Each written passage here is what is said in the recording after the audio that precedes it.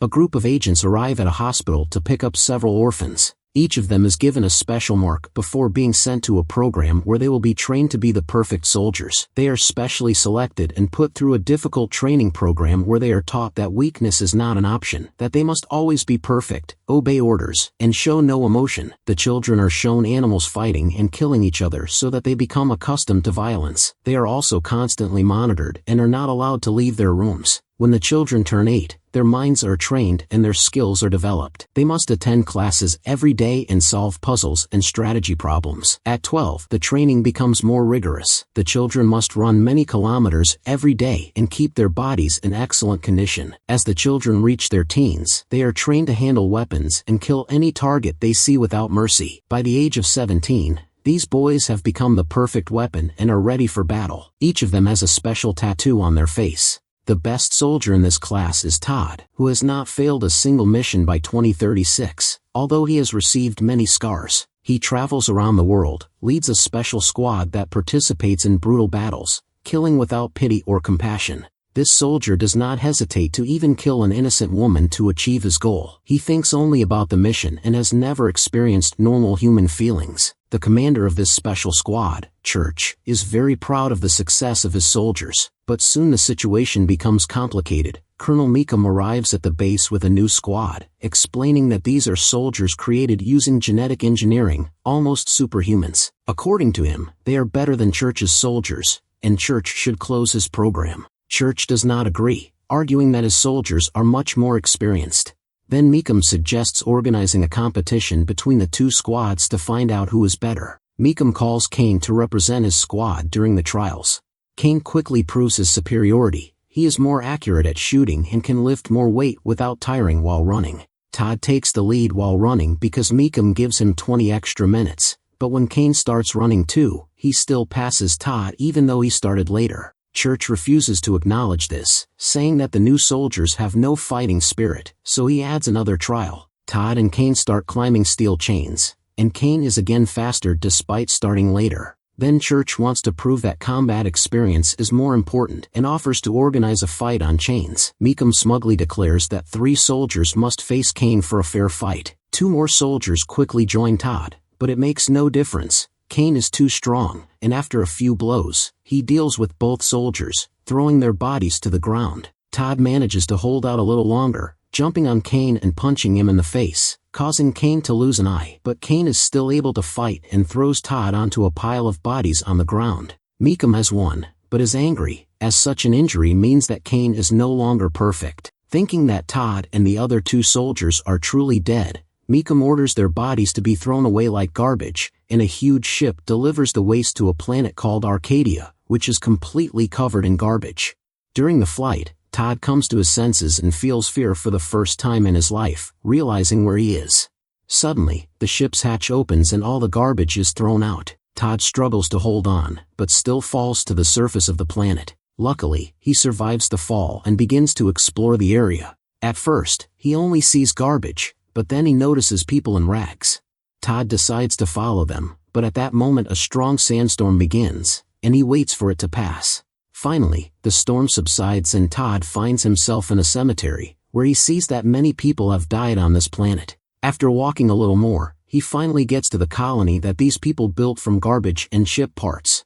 Todd sneaks up the stairs, but a gust of wind knocks him down and he passes out, noticing that children are looking at him. After this, all the inhabitants of the colony argue about what to do with him. No one has come to this planet for many years, so they do not know if they can trust him. Eventually, the head of the colony decides to help Todd, but assigns a man named Mace to look after him. Mace's wife, Sandra, takes care of Todd and gives him medicine. The couple has a young son named Nathan, who is curious about this man, but his parents do not let him near Todd. When Todd wakes up, he sees a happy family and does not know what to do. Mace shows him the crutch he made, and Todd decides to stay with these people for now. In the evening, the family brings him to the dining room, and everyone is wary of him because he eats a lot and does not talk, not to mention his tattoos.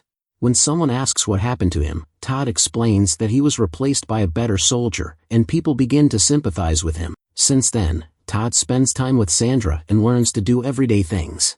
She tells him about the colony. This town did not appear immediately. People were on their ship until it broke down and landed here. This happened 3 years ago, and help never came, but Sandra is not upset, because no one bothers them here, and they live peacefully. Meanwhile, Mekum says that he has been watching the planet Arcadia and wants to put observation stations there, and he also wants to send his soldiers there to patrol. In Arcadia, Sandra is engaged in gardening, and also shows Todd how to plant seedlings. Suddenly, a snake crawls up to them and Sandra immediately kills it, explaining that it can be life-threatening. One day, a snake bit Nathan and he became very ill. Now he is better, but because of the snake bite he cannot speak. After some time, Todd goes with the men to collect all sorts of useful things that they will find in the garbage dumps. Because of the bad weather, they all tied ropes to each other so as not to get lost. Unfortunately, at this time a strong sandstorm begins and one of them gets trapped. The other men try to save their comrade from under the car, but they do not have enough strength to cope with the wind. At this moment, Todd joins them and begins to pull the rope and saves the man who could have died. Suddenly, a spaceship flies over them, dumps garbage and flies away. Days pass and Todd gets used to life in the colony, working with the men collecting garbage and helping Sandra with the housework. One evening, Todd was so carried away by watching Sandra that he did not notice how he cut his finger. Sandra treated his wound and asked him about how the life of a soldier is going. Todd explains that as a soldier he is under constant surveillance, and hearing this Sandra hugs him to calm him down. When Christmas comes, people throw a big party and Todd feels good until firecrackers go off. It reminds him of gunshots and it gives him post-traumatic syndrome, and all the horrors he had to go through come to his mind. Afraid that he might hurt someone, he climbs onto the roof and watches what is happening. The next day, Todd tries to get rid of his painful memories by beating a metal gas tank, which serves as a punching bag. But this only intensifies his memories of cruelty and death and all the horrors he went through. At this moment, a man approaches Todd to give him a gift, but Todd perceives him as an enemy and grabs him by the throat. Todd could have strangled the man, but he comes to his senses in time and realizes that people are looking at him. Now everyone is afraid of him again, especially when he continues to beat his metal punching bag with his fists until his hands start to bleed. And at that moment, he remembered how he was in class and beat up a classmate because the teacher said that he should not feel sorry for anyone.